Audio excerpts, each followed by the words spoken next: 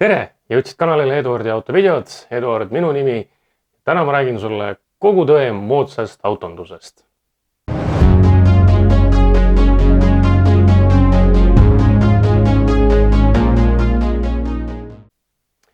Moodne autondus on otse loomulikult hästi mitmetahuline teema. Me võime siin rääkida ohutusest, mootoritest, pardaelektroonikast ja nii edasi.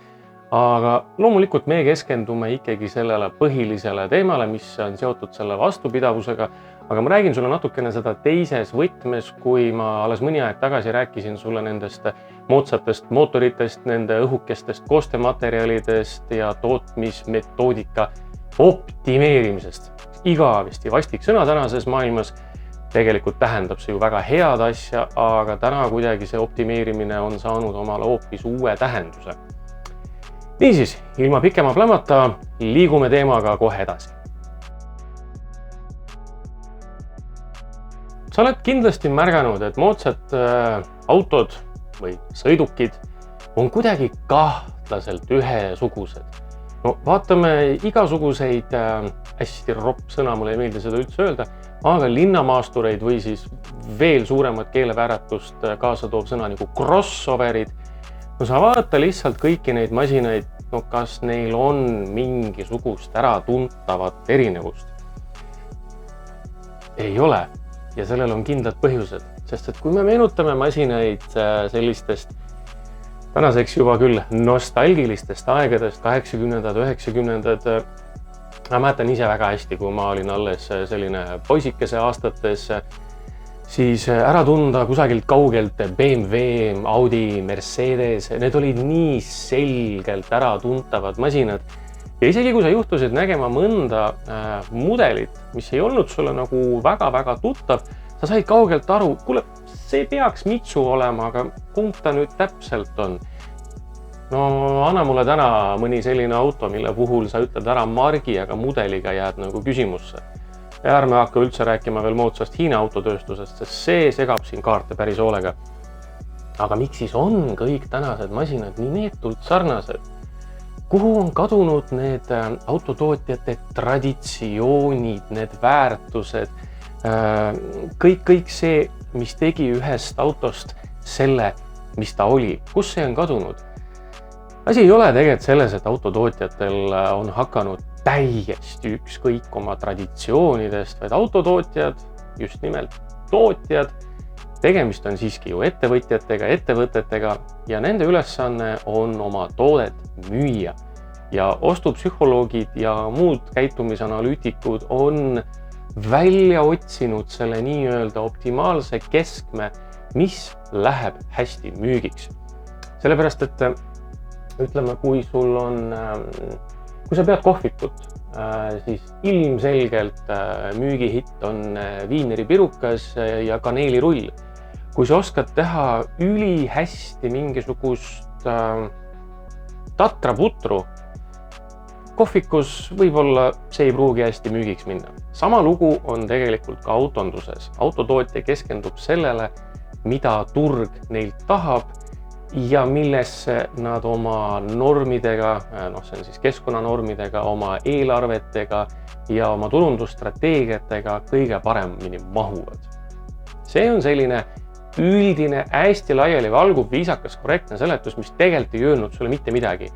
Lähme nüüd aga natukene detailsemaks.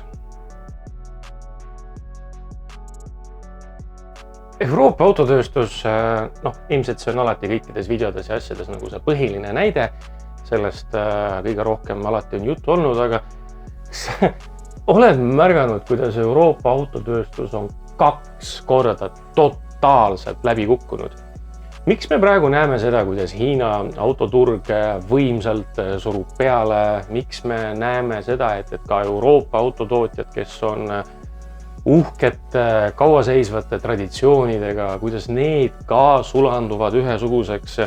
Ma isegi ei taha hakata rääkima sellest Mercedese uuest AMG-st, mis natukene tekitas verejooksu silmades, sest et õnneks Ferrari tegi väga ruttu midagi veel koledamat ja see järsku nagu ei olnudki enam midagi erilist. Aga kuidas Euroopa autotööstus 2 korda järjest pange pani? Hakkab lugu päris kaugelt. Lugu hakkab pihta teisest maailmasõjast, kus Euroopa autotööstus oli sisuliselt hävitatud. Sellest olid järgi varemed ja leidus teatud rühm üsna julgeid investoreid, insenere, häid mänedžere, kes läbi suure raske töö otsa loomulikult väga heade autoalaste teadmiste ja ka suhteliselt kummist eelarvetega suutsid Euroopa autotööstuse uuesti jalge peale panna. Aga kui sa vähegi oled ärimaailmas mõnegi terminiga sina peal ja sa saad natukenegi aru, kuidas see toimib, siis investeeringud on natukene sellised kahe teraga mõõgad.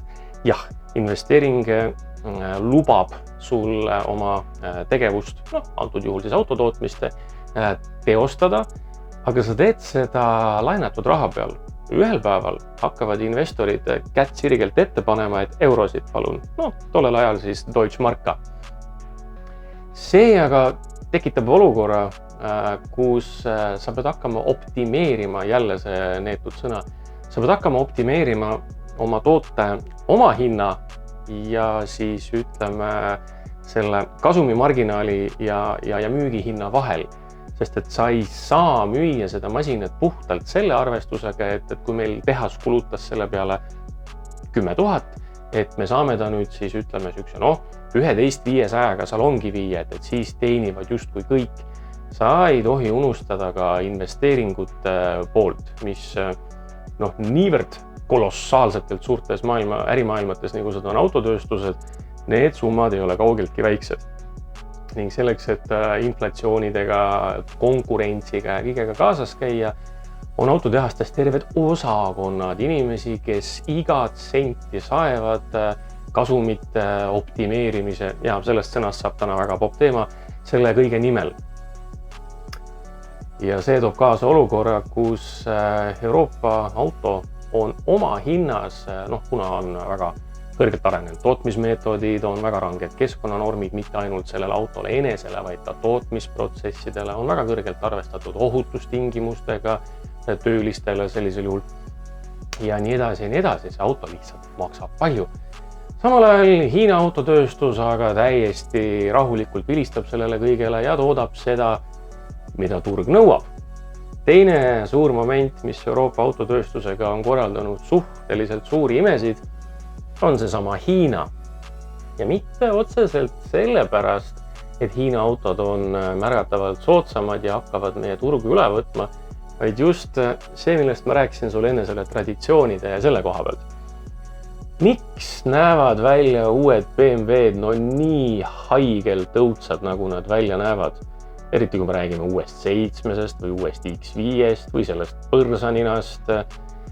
Ja, kindlasti leidub inimesi, kelle arvates on see väga ilus, aga ma usun siiski, et enamus ei ole seda meelt, et need vulgaarsed disainilahendused on kuidagi ilusad. Jah, need on väljapaistvad kahtlemata ja ilu on lõppude lõpuks vaataja silmades, aga sa saad aru, millele ma vihjan. See on kõik sellesama Hiina pärast, kusjuures, sest hiinlastele meeldivad sellised üle võlli keeratud tilulilud nagu helendavad iluvõred ja vahetatavate värvidega salongi taustvalgustid ja nii edasi.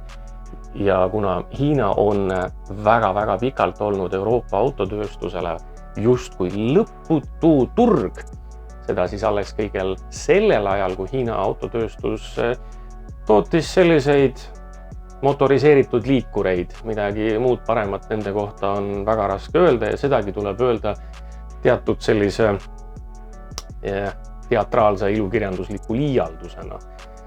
Aga sellegi poolest, hiinlastel hakkas raha tekkima, hiinlased hakkasid Euroopa autosid metsikutes mahtudes ostma, enamus Euroopa autotööstuseid rajasid sinna ka tehased ja tundus, et Hiina on metsik võluvits, mis lahendab kõik finantsküsimused Euroopa autotootjatel. Mitte ainult Euroopa, aga meie räägime Euroopast.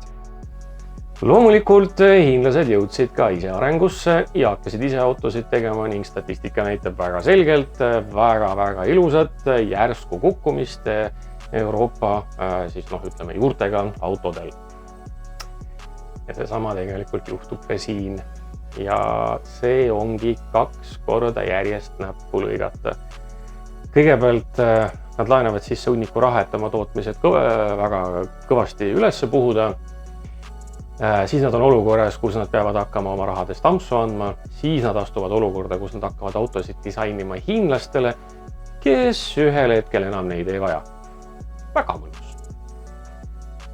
Ma tean väga hästi, et video pealkirjaks on kogu tõde moodsast autondusest, aga enne kui me võtame, ütleme selle tõe kui sellise, võtame lauale, me peame natukene veel siia konteksti juurde looma, et sellel asjal üleüldse tekiks mingisugust mõõdet. Loomulikult, mida me kõik teame moodsast autondusest, on see, et need masinad väga ei taha vastu pidada. Ja see on täiesti tõsi. Ütleme, jätame kõrvale mõningad sellised veel nii-öelda mõistlikud masinad, aga vaatame seda segmenti, mis kõige enam müüb.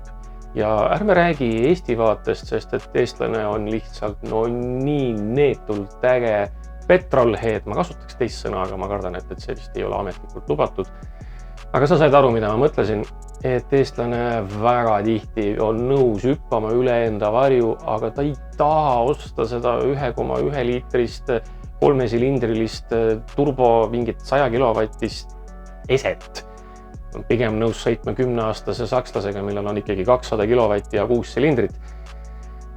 Aga see on ainult üksikute ägedate tõeliste autosõprade pärusmaa.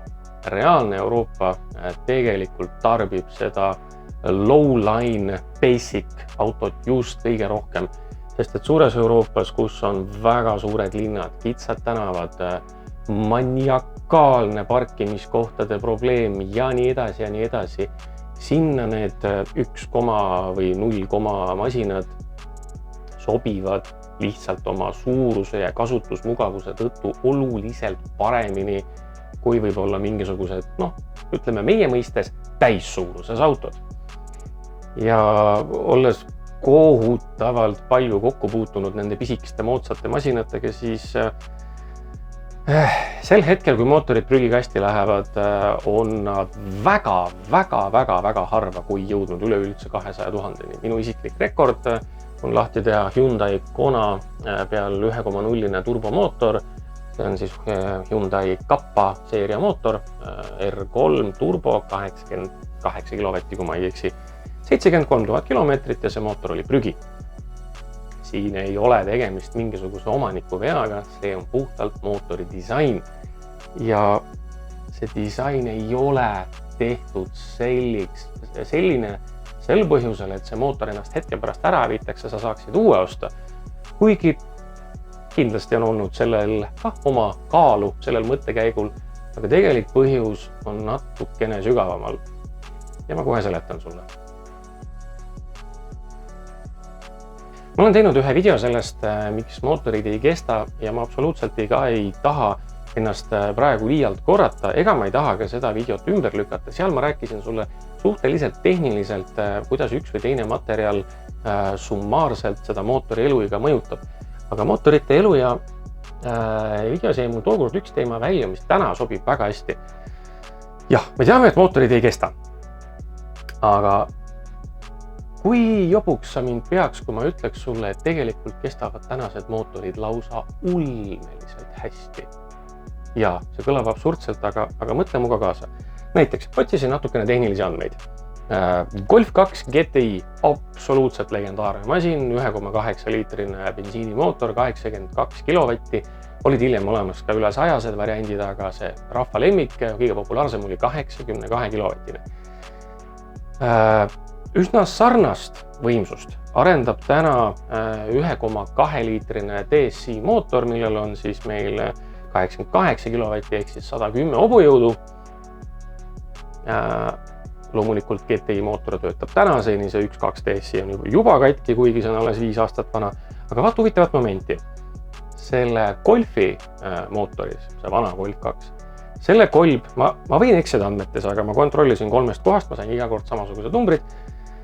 Ma usun, et võib-olla gramm siia sinna pole ka oluline, aga ma leidsin andmed, et selles vanas mootoris kolb ja lihtsalt üks kolb kaalub 564 grammi. ma eeldan, et see on kaal koos kepsusõrmega, sest et muidu oleks päris crazy lugu. Ja järgmised andmed sellel samal 1,2 liitrisel mootoril ütlevad mulle, et selle kolb kaalub 294 grammi. Võib-olla see ligi 250 grammi erinevust ei ole sinu peas nagu nii midagi nii suurt, aga sa kujutad ette, missugune inerts tekib, kui me loobime 250 grammi nüüd tuhandeid kordi minutis. See on päris suur koormus sellele mehhanismile, justkui kergem oleks parem. Aga siin on üks aga ja siia kogu see koer on maetud.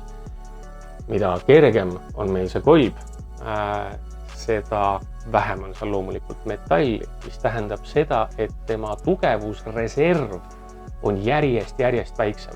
Kui see vana mootor töötas meil ilma turbota, ta oli atmosfäär tüüpi mootor, see oli turbot, pöörded olid seal kah enam-vähem mõistlikud ja seda rasket kolbi kannatas see mootor ära, kuna tal olid ka tugevamad kepsud, mis jaksasid seda kolbi kinni hoida selles mootoris, enne kui see lendas 7 tuule poole.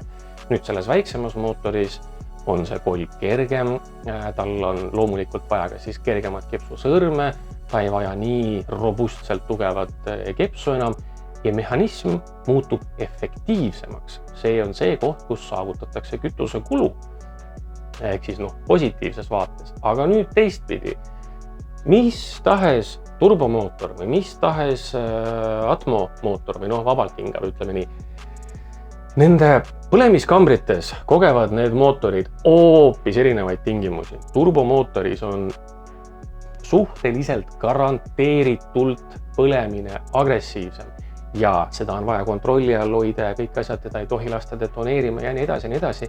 Aga sellegi poolest, kui sa mõtled seda, et ühel puhul meil on peaaegu 2 liitrit mootor, teisel puhul meil on peaaegu ainult 1 liiter, aga nende võimsused on samad, see tähendab seda, et lõpptulemuseks on vaja sama energia selles mootoris saavutada.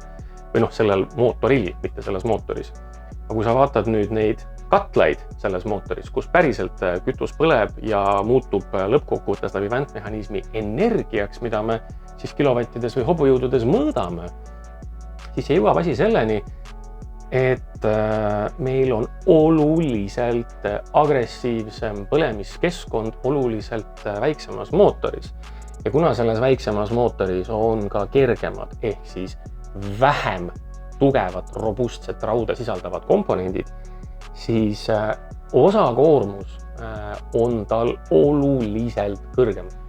Miks muidu vana mingisugune 3-liitrine napilt 200 kilovatt, 200 hobujõudu ehk siis üleüldse 147-150 kilovatti välja andev mootor ei ole küll väga kütuseefektiivne, aga kestab.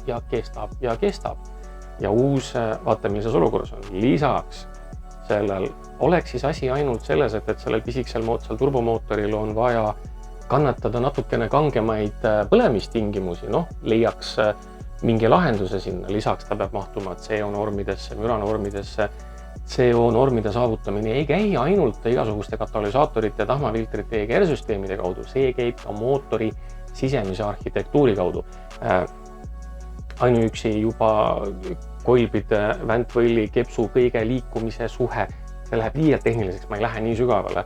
Aga ütleme ka mootori sisemine arhitektuur on oluliselt muutunud. Mootorite töötemperatuurid on tõusnud.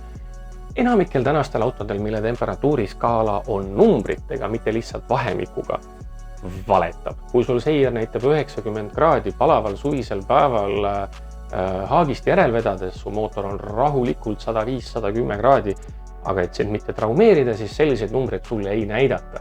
Sul näitab kogu aeg seier maagilised ilusad 90, kuigi see mootor on oluliselt tulisem ja see ei ole sellepärast, et ta on üle kuumenemas, vaid see on sellepärast, et see mootor on nii disainitud.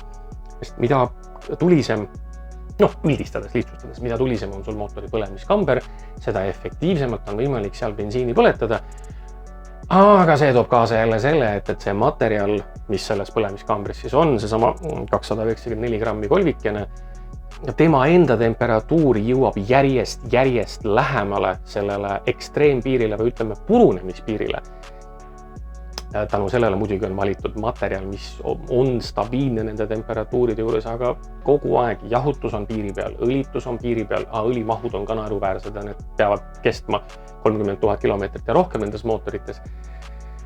See kõik ju väga loogiliselt viib sinna, et see asi üleüldse ei kesta. Aga miks ma ütlesin, et nad kestavad jube hästi? Sest kui sa võtaks selle vana mootori ja paneks ta tööle temperatuuris, mis on 97% tema hävimistemperatuurist ja laseks tal seal töötada päevade viisi järjest, siis see vana mootor häviks.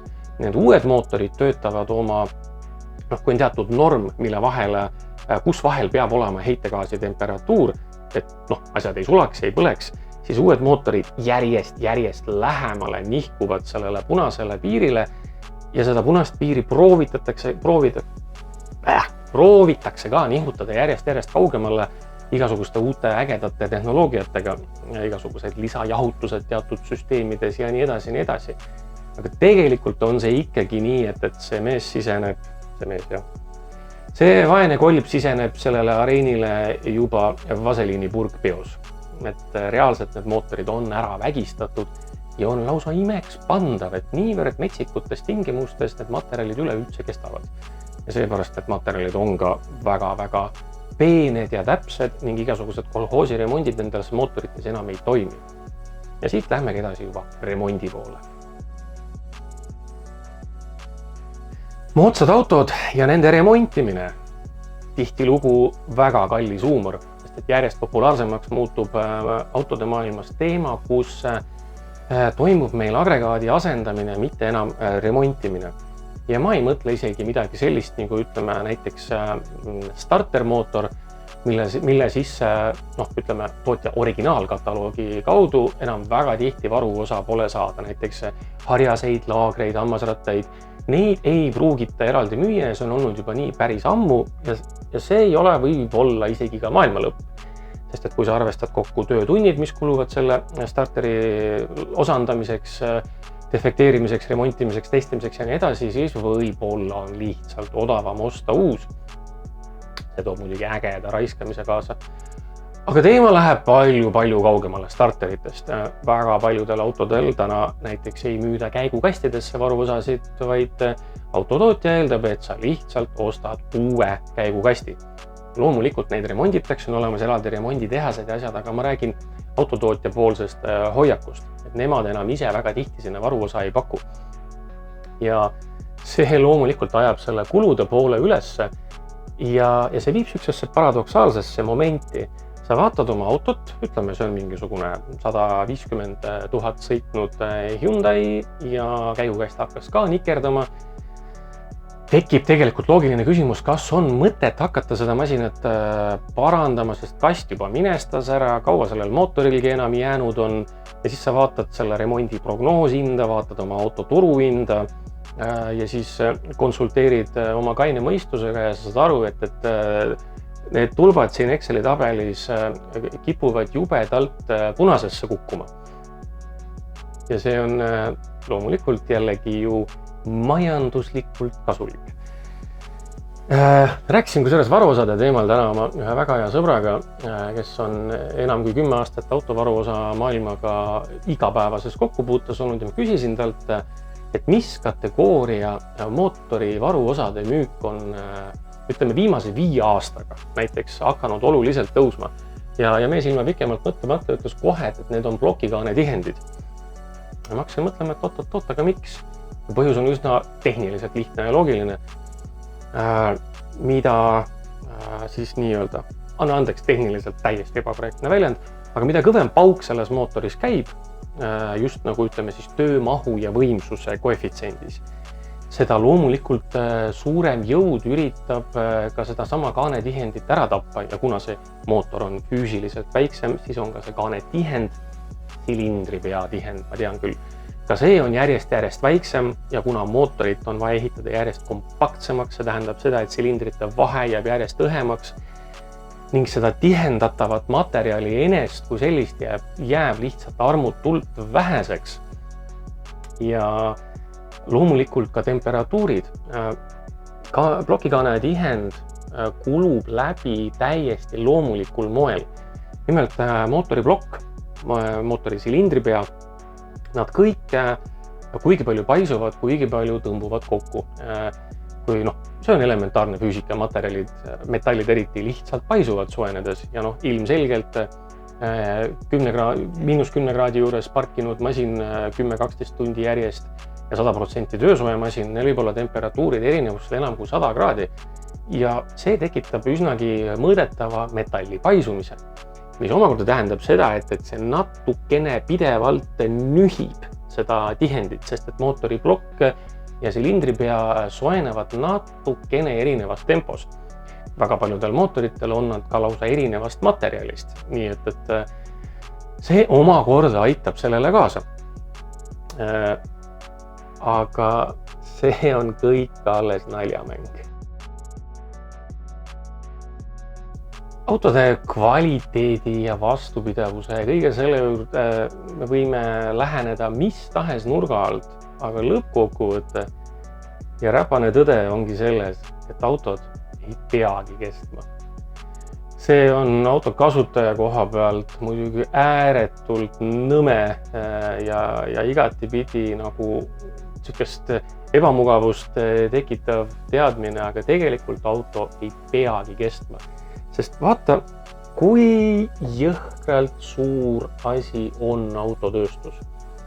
Vahet ei ole, kas sa räägid mulle mingisugusest prügist, nagu on seda mingi Fiat või Renault või kõik muu pika O-ga lõppevad asjad, või sa räägid mingisugusest premiaalsest sakslasest, ameeriklasest, jaapanlasest, mitte mingit vahet ei ole. Suvaline prügi või absoluutne tippkvaliteet, need on kõik suhteliselt sarnased tööstused selles vaates, et nad hoiavad elus metallitööstust, nad hoiavad üleval klaasitööstust, tekstiilitööstust, elektroonikatööstust, värvitööstust, rehvitööstust. Sa kujuta ette, üks isegi suhteliselt väike Euroopa autotootja lükkab oma väravast välja enam kui 1 miljon autot aastas. See tähendab seda, et seal on miinimum 4 miljonit rehvi juba samal hetkel kaasa läinud nende autodega ning võib olla umbes 10-20% neist on üks ka veel pagasiruumis. Sa kujutad ette, kui palju rehve läheb vaja selleks, et autotehas töötaks. Ja need on kõik väga komplekssed momendid. Et need ärid on kõik teineteisega seotud, nii et autotööstus loomulikult nagu iga teinegi äri tahab müüa. Ja see, et need autod on meil täna sellised just kui ühekordsed, kus paljusid varuosasid pole saada või on tihti remontide hinnad lihtsalt ebamõistlikult kõrged, arvestades auto soetushinda või hetke turuhinda, see on täiesti läbimõeldud strateegia. Uus auto, kui sa selle poest ostad, ei ole vahet, kas sa ostad omale Audi A8 või sa ostad omale Dacia Logani. Mõlemal puhul on sellele autole läbi arvutatud tema kasulik eluiga. Ehk siis see on see periood aega, kus selle auto kasutamine on 99,9% veatu, sellel autol ei tohiks mitte midagi katki minna selle aja jooksul. Ja see on see aeg, kui kaua statistiliselt esimene omanik selle autoga sõidab. Teine omanik, kolmas omanik või meie puhul vahel 8. ei ole tehasele kuigi huvitav inimene. Tehast huvitab see inimene, kes selle auto poest ostab. Ja inimene, kes ostab auto poest, sõidab sellega esimesed 3-5 aastat, saab nautida seda masinat 100%, kõik töötab, kõik on täpselt nii, nagu pidi, mingit jauramist, mingit jama. On väga suur tõenäosus, et ta ostab järgmise auto sealt samast majast, sest et saad isegi aru. Ja täpselt selle peale ongi need autod rihitud. Ja lisaks on veel üks väga kaasaegne moment. Kaasaegne moment kogu moodsa autonduse juures, ja see võib-olla ongi see kogu see tõde, on see, et su auto ei ole enam sinu oma. Ilma naljata, sa ostad poest uue auto, see ei ole sinu oma. Esiteks on sellel autol olemas või väga varsti juba kohustuslikult korras, on sellel autol olemas sissevaatekamera.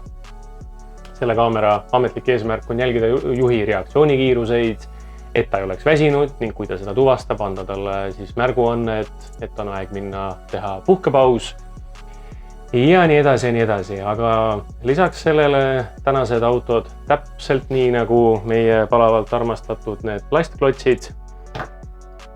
Nad koguvad meie kohta andmeid ja neid andmeid juba kasutavad ka autotootjad tootearendusprotsessides, mis võib-olla ei ole otseselt väga paha, aga need andmed liiguvad vaikselt ka kindlustuste kätte, need andmed liiguvad juba reklaamipakkujate kätte, sest et moodsad autod on ju väga suurte mõnusate, väga teravate displeidega ja väga mugav oleks näidata sulle ju selle kohviku reklaami, mille kõrvale sa just parkisid, et äkki käid sealt kah üksiti läbi. Need on veel kõik pisiasjad, aga reaalselt su auto ei ole sinu oma. Mine osta omale uus Volkswagen või uus Seat või uus Škoda puhul ma ei ole 100% kindel, aga kuna see on sama grupi auto, siis ilmselt on seal ka nii. Mine osta omale see uus auto, sõida sellega koju, õpi kõik nupud selgeks, kõik on kihvt ja loomulikult sa oled ju petrolhead ja sa tahad teada, et aga mis see mootori temperatuur tegelikult on, sest et ma ei ole rahul selle skaalaga, mis ütleb külm või okei. Ja sa torkad talle külge täiesti standardse OBD seadme, et vaadata lihtsalt enda jaoks selgeks teha, mis see temperatuur tegelikult on ja sa ei plaani ühtegi autos seadistust muuta mitte midagi, sa lihtsalt vaatad live andmeid. Ja palju õnne, selle auto garantii lendas sul just vasta taevast, sellepärast et see auto jätab endale meelde, et tal on küljes käinud autoriseerimata skännerseade. Loomulikult on see auto kogu aeg online ühenduses ja ütleme nii, et vastavas asutuses õige laua taga hakkas punane tuluke vilkuma ja sinu masin nihkus kohe ametlikult teise nimekirja. Vot täpselt nii absurdne on see tänane automaailm. Jah, me niikuinii kõik teame, et nad ei taha meil hästi kesta ja kõik on läinud seda viisi. Ja autotootja tahabki, et sa kasutaksid seda autot umbes nii, nagu mina ei kasuta raseerimisvahendeid. Aga ütleme nagu žiletid ära. Osta, kasuta, viska ära, osta, kasuta, viska ära. Sellisele tsüklile tahab meid autotootja suunata ja samal ajal räägitakse meile mingisugust ulmeliselt rohelist juttu, et vaata, kui vähe see mootor võtab bensiini ja nii edasi. Tõepoolest, moodsad tehnoloogiad võimaldavad luua masinaid, millega rahulikult sõites on kütusekulud tõesti üli head. Täna on reaalsus sõita linnas 5 liitri bensiiniga, kui on hästi optimeeritud ja seesama sõna hästi optimeeritud sõidustiil, mis juba, ütleme, paneb küsimärgi alla isegi paljud diiselmootorid, sest et bensiiniga on juba sama odav või ütleme, hind on sarnane juba kilomeetri puhul teatud sõidutsüklites. Aga mis kasu on sellest rohelisest mootorist, kui teda on vaja umbes 15 tunni pärast taas toota? Ja materjalid on kõik taaskasutuse kõlblikud, aga palun väga igasugused roheaktivistid ja muud propagandafanaatikud, minge vaadake mõnda metallivalukoda ja te saate aru, missugustest energiatest ja asjadest seal jutt käib, nii et see väike sääsepuuks, mis su auto summutist välja lendab, see on lihtsalt see ainus, millega on sind võimalik piirata. See ongi kogu tõde. Tänane auto ei olegi loodud kestma, ta ei ole isegi sinu oma see aeg, kui ta nii-öelda kestab. Ja kuhu see välja jõuab, ei tea. Ilmselt surutakse meid elektri peale ja läheme korra sinna fooliummütside maailmasse, aga mina arvan, et elektriauto kõige suurem eesmärk moodsas ühiskonnas on see, et ta on palju paremini juhitav. Ja mitte juhitav selles mõttes, et kuidas auto reaalset teedünaamikat suudab pakkuda, vaid juhitav kaugelt. Ma arvan, et kui mul oleks Tesla ja ma teatud härra kohta midagi pahasti ütleks, siis see ei läheks homme käima või surisema. Jah, läheb veidi vandenõusse, aga tuleb siiski tõele au anda, et need tehnoloogiad eksisteerivad ja järjest rohkem sellelaadseid tehnoloogiaid autondusse tuleb. Seniks kuniks, aga aitäh sulle, et sa leidsid aega selle video läbi vaadata. ja me näeme peagi.